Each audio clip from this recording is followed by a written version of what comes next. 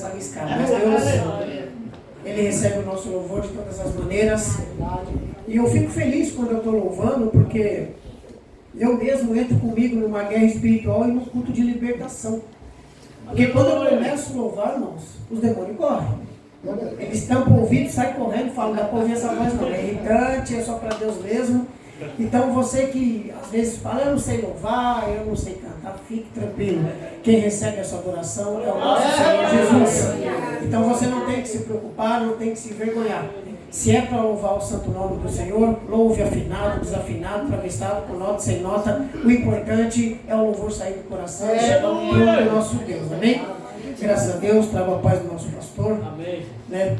Para essa igreja amada, pastor Lázaro, pastor Ana Lu, que hoje, não só hoje, mas um bom tempo, eu já tenho como exemplo de garra e determinação, não só porque está na frente deles, porque nós convivemos um tempo, e eu tenho acompanhado um pouco a história, vejo como são guerreiros de Cristo. E eu louvo a Deus pela vida de vocês. Até falo para minha esposa que hoje não pode estar aqui, eu falo assim, nós tem que ser igual o pastor Lázaro. Ela fala, por quê? Eu falei, ele fala tão calmo, né? Ela é?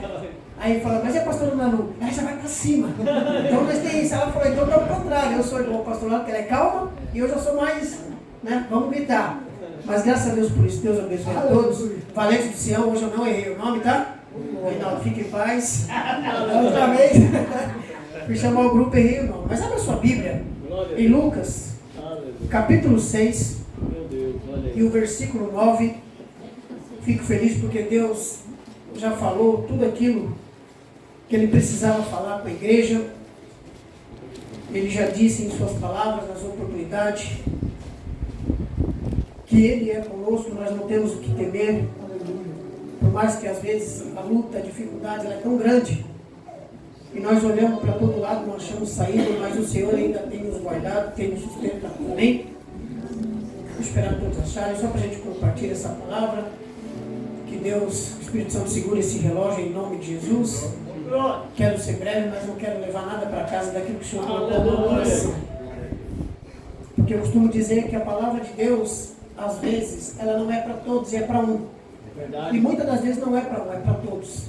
Por isso que eu glorifico a Deus por você estar aqui, porque hoje a palavra é para você, não é só para mim. Então, se por um acaso a palavra ela for um pouquinho mais dura para o seu lado, eu vou pedir com toda educação, não olha para o lado, não olha para trás. Que daí você vai falar, eu acho que é com o irmão, e não é com ele, é com você, porque o Espírito Santo trouxe aqui. Então, Deus abençoe, amém? Lucas capítulo 6, e o seu versículo 9 diz assim: então disse-lhe Jesus, uma coisa hei de perguntar, é lícito nos sábados fazer bem ou fazer mal? Salvar vida ou matar? Então disse-lhe Jesus, uma coisa vos hei de perguntar, é lícito no sábado fazer bem ou fazer mal? Salvar vida ou matar? E você diz glória a Deus? Glória a Deus!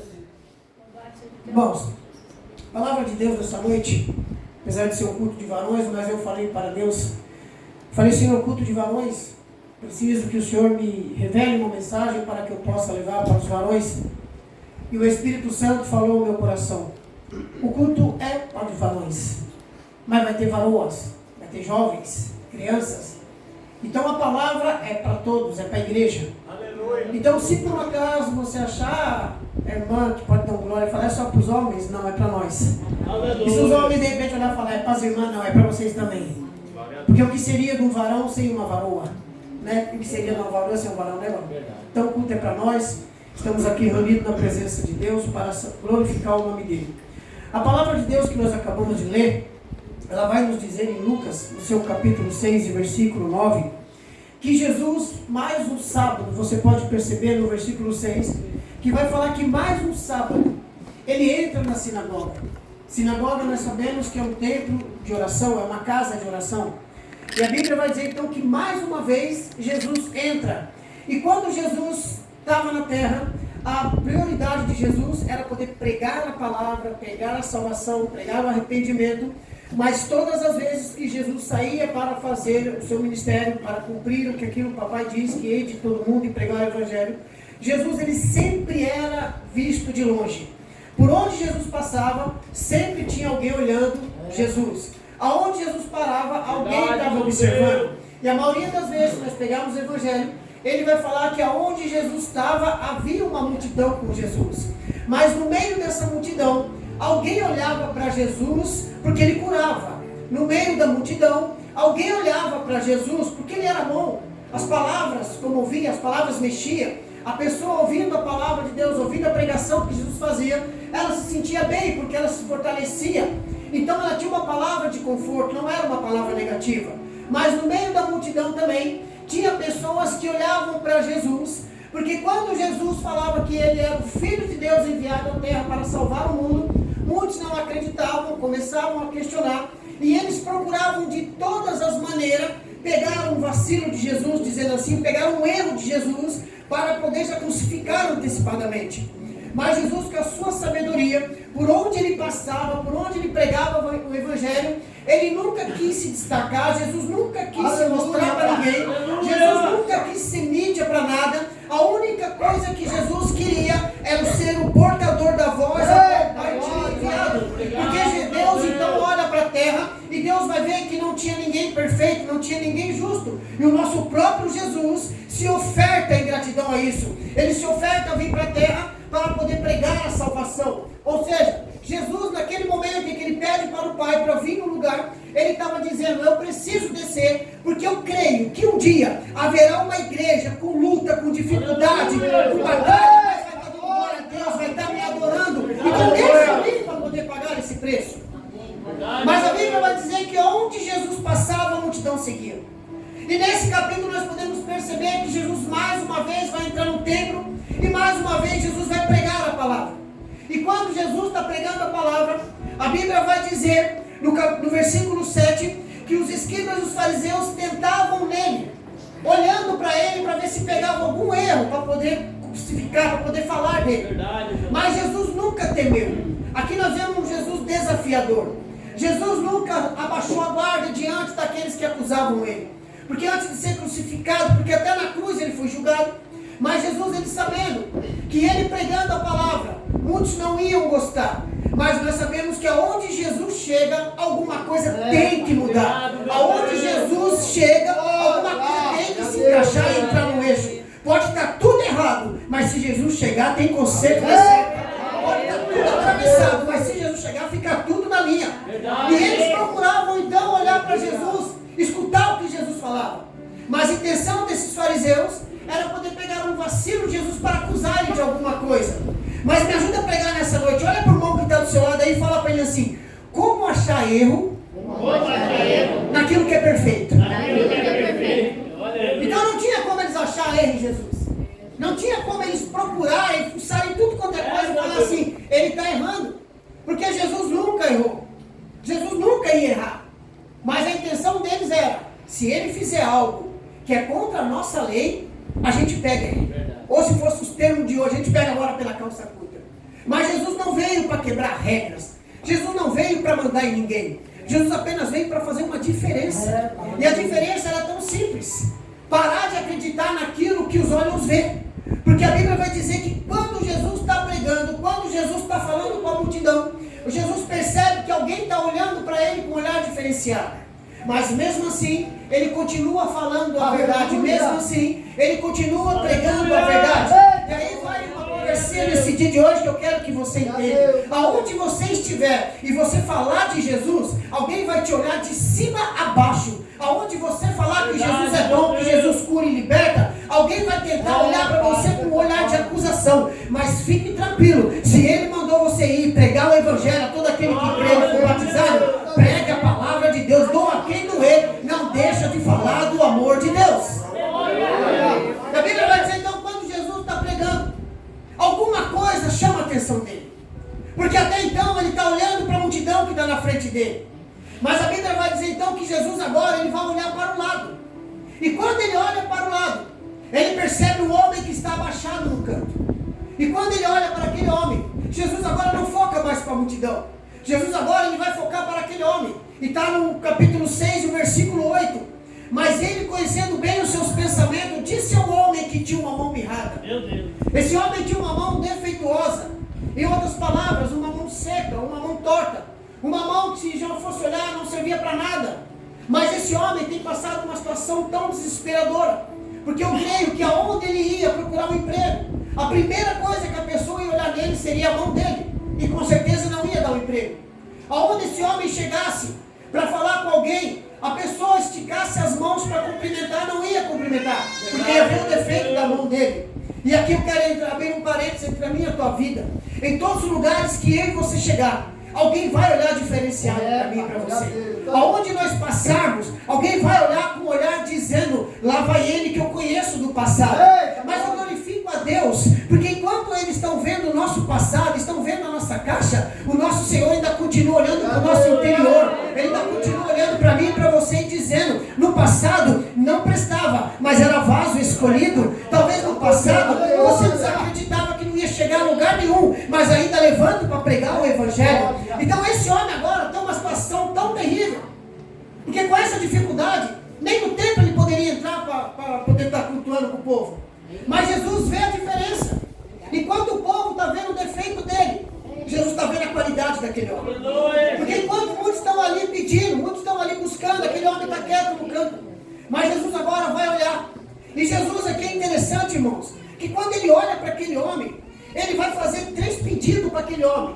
E quando eu vejo esses 3 pedidos que ele faz para aquele homem, parece que quando nós olhamos, parece que ele está querendo expor aquele homem. Parece que ele quer dizer para aquele homem, olha, enquanto muitos estão vendo o seu defeito, eu ainda enxergo a sua qualidade. Mas aquele homem sabia que se ele chegasse no meio do povo, alguém ia questionar. Alguém ia olhar para ele e falar, ei, fora daqui, sai. Você não pode estar no meio de nós. Porque em muitos lugares, no meio da multidão que eu e você conhecemos, e às vezes estamos juntos, tem sempre alguém querendo ser melhor do que eu e você. No meio da multidão, vai ter sempre alguém que vai querer se destacar mais do que eu e você. Mas fique tranquilo, deixa eles avoarem com a própria perna, porque o Espírito Santo ainda continua nos conduzindo, nos guiando, e ele conhece. Então quando Jesus olha para esse homem, Jesus agora vai fazer um primeiro pedido para esse homem. Levanta-te. Está no capítulo 6 e o versículo 8. Quando Jesus vai olhar para ele e fala, levanta-te. Isso me dá a entender que esse homem estava sentado, que esse homem estava num canto acuado, que esse homem estava num canto sem esperança, sem alegria. Mas mal ele sabia que enquanto ele estava naquele cantinho que a multidão colocou ele, tinha um chegando que ia tirar a multidão para destacar ele. E é assim. E quando Jesus fala para ele, levanta-te, Jesus estava dizendo para ele, olha, sobrenatural eu faço, mas o natural você tem que fazer. Como assim? Eu não entendi. É simples. Você que precisa de um milagre, você que precisa dar algo da parte de Deus, e fica como Deus na parede cobrando, Deus, eu quero, é assim, é assado, é hoje, não quero para amanhã. Deus só não te deu ainda, porque Ele pode fazer todas as coisas sobrenaturais, mas o natural você pode fazer. E quando Ele fala para esse homem, levanta-te, Ele estava dizendo, não é no canto que você vai receber sua promessa. Não é de cabeça baixa que você vai receber o seu milagre. Não é chorando pelos cantos que eu vou poder agir na tua vida. Não é pensando que vai morrer que eu vou poder fazer algo para você. Porque foi bem falado aqui, clama a mim e responder-te-ei, e anunciar-te-ei coisas grandes e firmes que não sabe. Então enquanto aquele homem continua daquela maneira, não tem como receber nada. Enquanto ele continua de cabeça baixa, não tem como ele sobreviver em nada. Mas Jesus fala, levanta-te, que eu vou fazer o sobrenatural, mas o levantar é seu. A Bíblia diz que caída do homem, o levantar é de Deus. Mas muitas das vezes é necessário que eu e você tome a posição. É necessário que eu e você levante a cabeça e olhe para Jesus e fale, pai, eu sei que o Senhor pode fazer todas as coisas, mas o que eu posso fazer na terra eu tenho que fazer. O que eu posso fazer hoje eu tenho que fazer. Se você pode dar glória a Deus, dê glória a Deus. Aleluia. Se você pode dar aleluia, dê aleluia. Se você pode agradecer a Deus pelo dia de hoje, desde o momento em que você abriu os seus olhos e você saiu para trabalhar, saiu dos seus compromissos, nenhum carro te atropelou, nenhuma bala perdida te pegou, você não foi assaltado. Então você está podendo fazer agora é agradecer a Deus e dizer, eu posso todas as coisas naquele que me fortalece. Tem coisas que nós podemos fazer, mas aí nós se abaixamos e fica lá, Deus.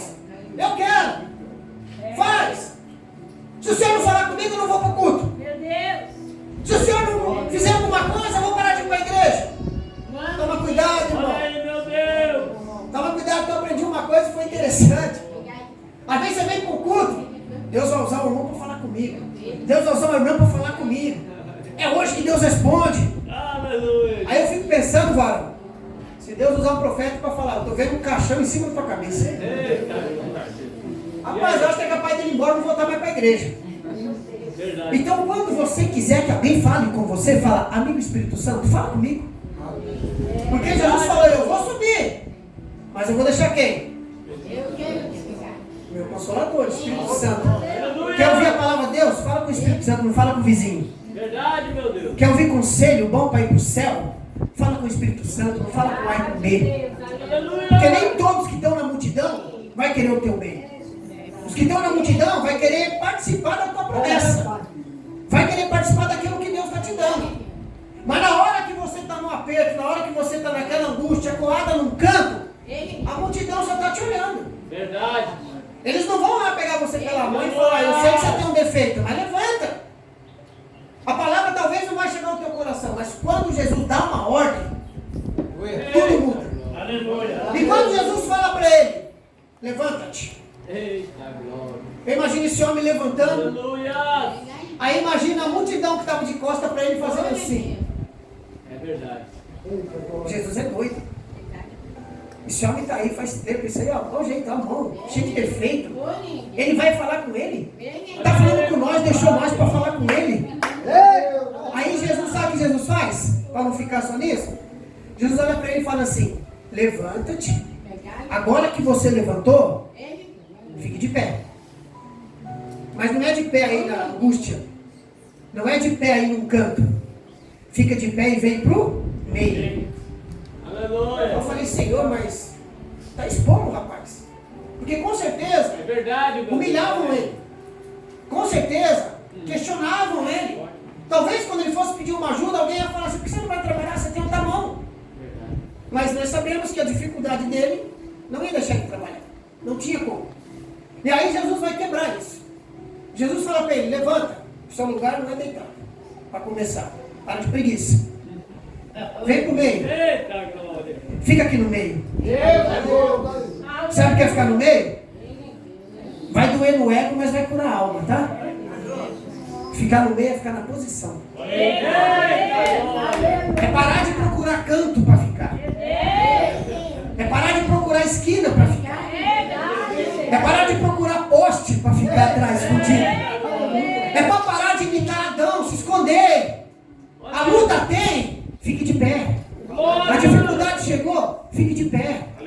Porque se Jesus deu uma ordem para você, levanta, fica de pé, vem pro meio, ele se responsabiliza. Aí eu falei, mas por que ficar no meio? Jesus podia dar uma ordem onde ele estava e falar, mão, seja curada. Recebe aí. Jesus simplesmente podia falar para ele, levante, o homem já levantar com a mão curada. Verdade. Jesus podia fazer isso. Mas aí eu falei, mas parece que está expondo ele. Parece que quem passa vergonha. E o Espírito Santo falou, não, não pensa assim. O que Jesus fez com ele foi para mostrar para a multidão que mesmo com defeito, mesmo sem qualidade que todo mundo julga, Jesus ainda ama todo mundo de todas as maneiras iguais. Porque a Bíblia diz que o nosso Deus, ele não faz exceção de pessoas. Ele não escolhe A para ser curado, ele não escolhe B para transformar, ele não escolhe C para renovar. Ele não escolhe pessoas. O amor dele é para todos. Então quando Jesus olhou para aquele homem, pediu para ficar de pé e chamou para ele vir para o meio, Jesus estava dizendo, não é pelos cantos que eu vou poder fazer algo com você. Não é pelo seu desespero de achar algum lugar para se esconder que vai dar certo. Levanta, fica em pé, vem para o meio. E aí imagina a multidão olhando para aquele homem. Todo mundo corria dele. Todo mundo não queria ficar perto dele. Mas agora imagina, eu penso até, né? Coisa de cara doido. Jesus chamou. Peraí, quem está chamando não é qualquer um. Se ele mandou ir lá para o meio, dá licença aí, eu posso passar? Obrigado. Eita Ele glória. está chamando para ir para o meio. Aleluia. Você não pode entrar aqui não, ele está mandando, você não fala nada. Verdade, meu Deus. Eu vou para o meio. Aí eu falei para o Espírito Santo, mas por que para o meio? Por que o senhor não foi lá onde ele estava? Por que o senhor não deu uma ordem? Porque Jesus falou no meu coração, sabe por quê? Porque se eu curasse ele no começo da enfermidade dele, Verdade, pai. ele ia se acomodar, não ia fazer mais nada. Olha aí. Está entendendo o que Deus está falando? Se você estiver começando a passar por luta, e você perceber que Jesus está te ajudando, não se acomoda não. Agora Jesus está fazendo, deixa fazer, fique tranquilo, eu vou receber a vitória. Se Jesus começou a trabalhar ao teu favor, Obrigado, meu Deus. Está doendo, está com dificuldade, está passando por luta, mas Ele está dizendo, continua. Não, eu vou parar, está doendo demais. Deus falou que fez uma promessa 10 anos atrás, eu vou parar. Não, continua. Mas eu quero desistir porque o irmão falou, o irmão me olha, esquenta a cabeça com ele vai para o mesmo céu que você. Verdade. Então se ele não gosta de você, ele não pode fazer nada, ele vai para o mesmo céu que você vai. E aí imagine quando chegar naquele dia, os portões celestiais abertos. Verdade, meu. Aí ele está lá todo chique, tudo, né? Estou indo para o céu, glória a Deus. Eita, pai. Daqui a pouco o Espírito Santo fala, vem! Aí ele vai olhar para trás, é você lá que ele gostava. Eita, glória. Então quando Jesus falou, levanta-te, vem para o meio, continua, fica na posição, não fica arrumando canto para se esconder, fica no meio. Porque no começo da luta, se Jesus ajudar, você não faz mais nada. No final da luta, se Ele te ajudar, você não volta nem para agradecer. Mas quando é no meio da luta, que você percebe que o negócio está doendo, está difícil, Verdade. amanhã eu morro, não dá mais, chega. É no meio da luta que Ele está ao seu favor. Aleluia. Porque se você pensou tudo isso, amanheceu o dia, você abriu o olho, é porque você ainda vai vencer. Glória a Deus. Então você não pode se desesperar. E depois que Jesus chama ele para o meio, o mais interessante é que eu cheguei até a chorar em casa. Jesus agora vai olhar para ele e fala assim, todo mundo te derrubou, te pôs para baixo, eu pedi para você levantar. Todo mundo te excluiu, não quis conversa com você, falou que você ia parar no meio da caminhada, eu falei para você, fica de pé e vem para o meio. Agora todo mundo vai ver quem é você. Eita, glória. Aí Jesus vai olhar para ele, no capítulo 6 e versículo 10. Estende a mão. Olha o que Jesus faz. Um homem sem esperança, sem vida, rejeitado. Jesus coloca ele de pé, renova a esperança. Jesus manda ele continuar dando força. Pede para ele vir para o meio, porque ele vai ser honrado. E aí Jesus ainda fala para ele, estende a mão. Aí eu fechei o olho e comecei a chorar. Falei, mas Jesus, o Senhor fez tudo isso, mas pediu para estender a mão. Mas a mão dele tinha um defeito.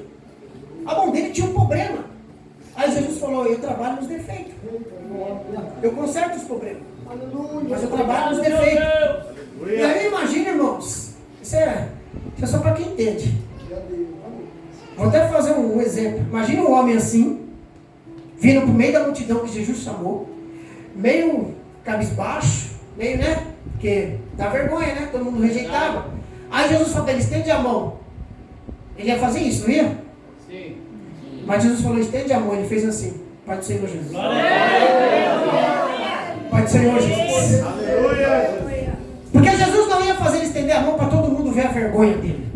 Mas Jesus, quando mandou ele estender a mão, ele já estendeu a mão erguida para Jesus ver a honra e a glória que é toda para ele. Quando ele quer curar, ele cura. Ele não escolhe o momento. Ele não escolhe situações. Quando ele quer curar, ele cura e pronto. Aí eu falei, mas estender a mão é um significado até bom. Porque geralmente quando você estende a mão, você vai cumprimentar uma pessoa. Verdade, Né? Quando você estende a mão, você vai agradecer, ó, obrigado. Quando você estende a mão, você vai dar glória. Mas tem uns que estendem a mão para apontar. E quando você estende a mão, entenda uma coisa. Ou você estende a mão para agradecer e cumprimentar a pessoa, ou você guarda ela para ficar mirradinha para deixar Jesus curar. Aleluia, Jesus. É forte. Eita. Não aponta a sua mão para acusar, para apontar, para questionar. Porque do jeito que você apontar, ela pode voltar o dedo para você. Então quando Jesus pede para ele, estende a mão, ele estendeu a mão, imagina todo mundo olhando a mão daquele homem. E a Bíblia mesmo diz que a mão dele ficou sã como a outra mão.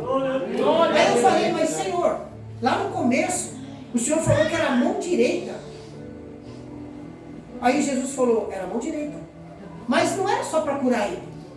Não era somente para o povo ver. Mas era para o povo acreditar que desde lá atrás, já havia uma promessa para um ser humano na terra. Desde os antigos já tinha promessa, já tinha uma profecia. E ela não foi, tanto foi cumprida lá como vai ser cumprida agora. Aleluia. Aí eu fui procurar, irmãos. E aí eu achei. Bem Isaías 41:13. Quando ele vai olhar para o profeta e fala assim: porque eu, o Senhor teu Deus, te tomo pela tua mão direita. E para o homem da mão errada ele fala: estende a mão, e era a mão direita. Eita Deus. Agora você vê a importância de você estender a mão para dar glória a Deus? Aleluia. Não ficar igual um dinossauro Rex, assim, ó, escondido. Sabe quando você levanta a mão, dando glória a Deus? É tapa que você dá na cara de Satanás. Sabe por quê? Ele tenta deixar sua mão mirrada para você não adorar. Mas quando você levanta a mão, é a profecia. Levanta a mão direita. E a maioria aqui eu tenho certeza que não é canhoto, né? Eu sou. Então, por isso que eu fico bravo, pastor. Quando alguém fala assim: ele levantou com o pé esquerdo. Eu falo: mas o que tem a ver com o pé esquerdo? Eu sou canhoto. E graças a Deus, todo dia eu levanto, o senhor está me sustentando. Foi mexer com a mão de esquerda, vai dar problema. Então não tem que ter esquerda, tem que ter duas direitas, então. Né? Então a profecia já vem de lá. Quando Deus fala para o profeta Isaías: te tomo pela tua mão direita. E ela foi se cumprir, porque esse homem não era do tempo de Isaías. Esse homem não estava lá. Ele está no tempo de Jesus. Mas olha a promessa de lá se cumprindo na vida dele agora. E quem disse que não vai se cumprir na minha e na tua vida? Quem disse que isso não vai acontecer na minha e na tua vida? E aí em Coríntios, no seu capítulo 2, e o versículo 9, vai falar que as coisas que o olho não viu e o ouvido não ouviu, e não subiu ao coração do homem, são a que Deus preparou para aqueles que Ele ama. Você tem noção? Porque você não pode se sentir tão inferior?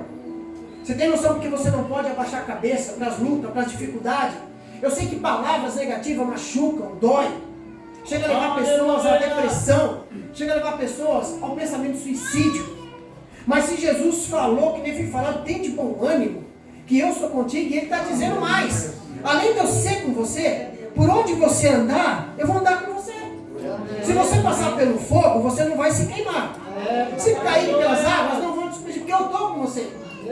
Então muitas das vezes, irmãos, nós deixamos essas coisas, essas palavras negativas bater na gente, porque talvez não tivemos um encontro verdadeiro com Cristo ainda.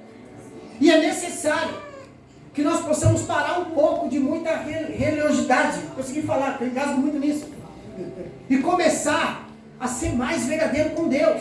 Verdade, eu vou para a igreja, eu dizimo, eu oro, mas eu saio de lá e não sinto nada. Eu chego na igreja, eu vejo o irmão pulando, falando em mistério, até me dá um arrepio assim, mas é coisa rápida. Bastou eu sair da porta da igreja, começa tudo de novo. Sabe o que é isso? É o momento em que você está lá fora, que a multidão vai te oprimir, vai oprimir você. Mas quando você está aqui dentro, você está no meio, onde Cristo mandou você ficar na posição. E aí foi louvado. Depois do culto você vai ver. O que você vai ver depois do culto? Você vai querer ver as mesmas coisas que você viu quando veio para cá? Olha aí, meu Deus. Você vai querer ver as lutas, vai querer ver as dificuldades, os boletos para pagar.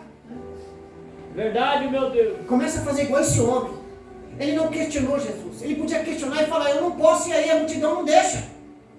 Não tem como eu chegar aí porque eles não me aturam. E outra, eu tenho um defeito. Eu não posso estar no meio deles. Ele ouviu a palavra, porque a boa ovelha ouve a voz do seu pastor. Obrigado, meu Quando Deus. Jesus deu a primeira ordem, levanta, ele já levantou. Ele não pensou duas vezes. Fique de pé.